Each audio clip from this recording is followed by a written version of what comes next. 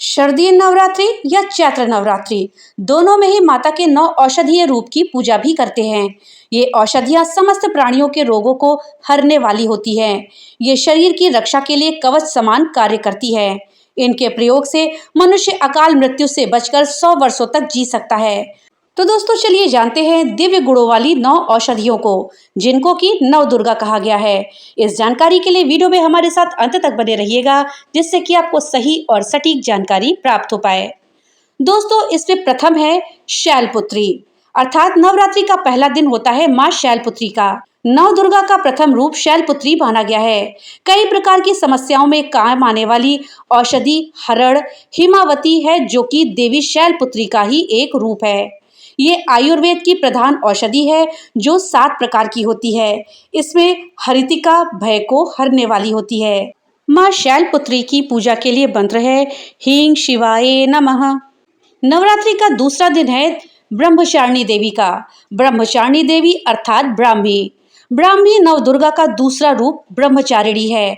ये आयु और स्मरण शक्ति को बढ़ाने वाली, रुधिर विकारों का नाश करने वाली और स्वर को मधुर बनाने वाली है।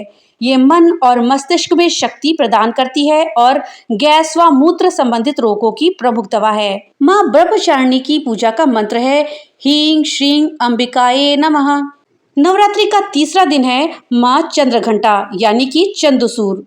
नव दुर्गा का तीसरा रूप है चंद्रघंटा। इसे चंदसूर या चमसूर कहा गया है। धनिये के समान इस पौधे की पत्तियों की सब्जी बनाई जाती है, जो कि लाभदायक होती है। यह औषधि मोटापा दूर करने में लाभप्रद है, इसलिए इसे चर्महंती भी कहते हैं। शक्ति को बढ़ाने वाली, हृदय रोग को ठीक करने वाली चंद्रिका औषधि है। अतः इस बीमारी से संबंधित रोगों को चंद्रघंटा की पूजा करनी चाहिए। माँ चंद्रघंटा का मंत्र है ऐं श्रीं शक्तये नमः। चौथा दिन नवरात्रि का होता है माँ कुष्मांडा का, अर्थात पेठा। नव दुर्गा का चौथा रूप कुष्मांडा है।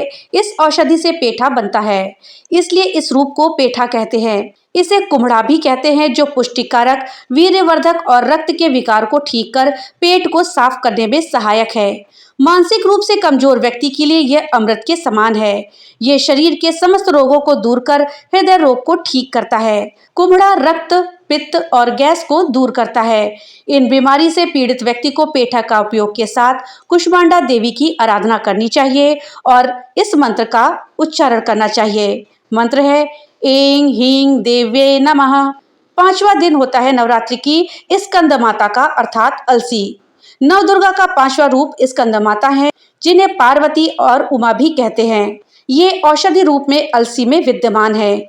ये वात, पित्त, कफ रोगों की नाशक औषधि हैं। इस रोग से पीड़ित व्यक्तियों को स्कंद माता की आराधना करते हुए इस मंत्र का जाप करना चाहिए ह्रीं क्लीं स्वमिन्ये नमः। छठा दिन नवरात्रि का होता है माता कात्यायनी का, अर्थात मोइना, अर्थात मोइया।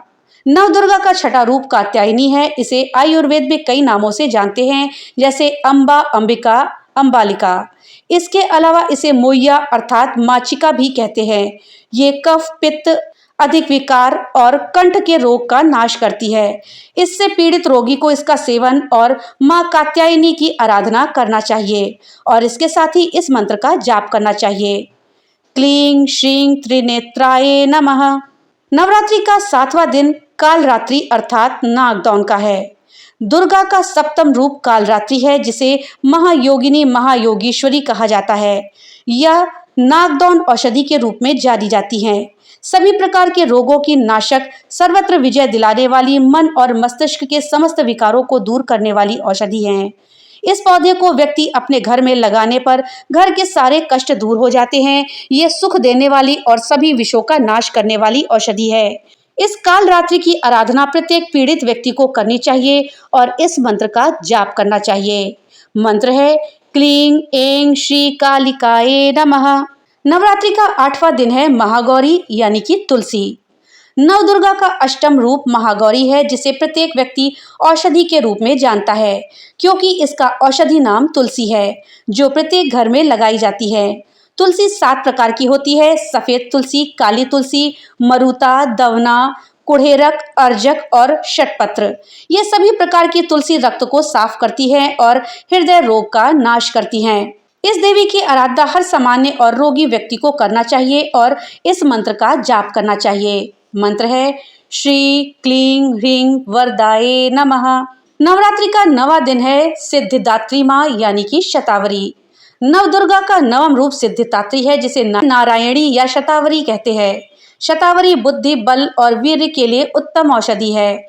ये रक्त विकार और वात पित्त शोध नाशक और हृदय को बल देने वाली महाऔषधि है।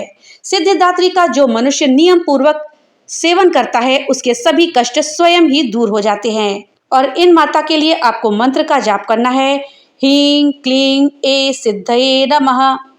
तो दोस्तों ये थी जानकारी माँ के 9 रूपों की औषधीय नाम की।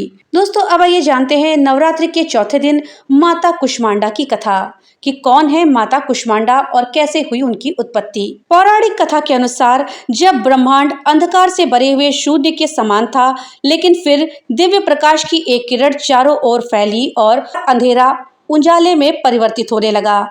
उस प्रकाश की कोई सीमा नहीं थी। सहसा प्रकाश एक दिव्य देवी के रूप में बदल गया।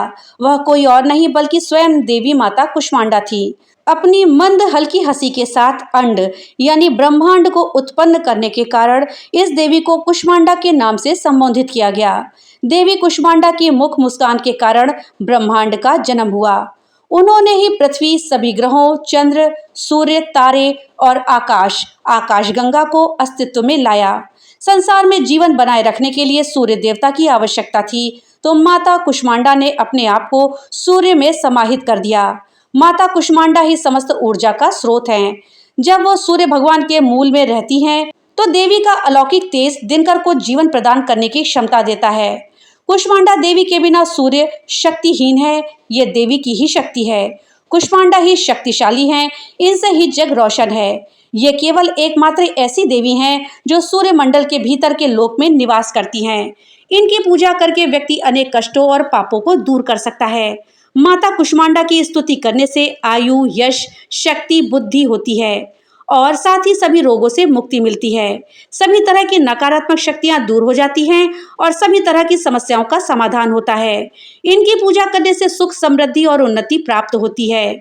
दुख, विपत्ति और कष्टों से मुक्ति मिलती है। उनका रूप अलौकिक है। माता कुष्मांडा की 8 भुजाएं हैं, इसलिए ये अष्टभुजा कहलाती हैं।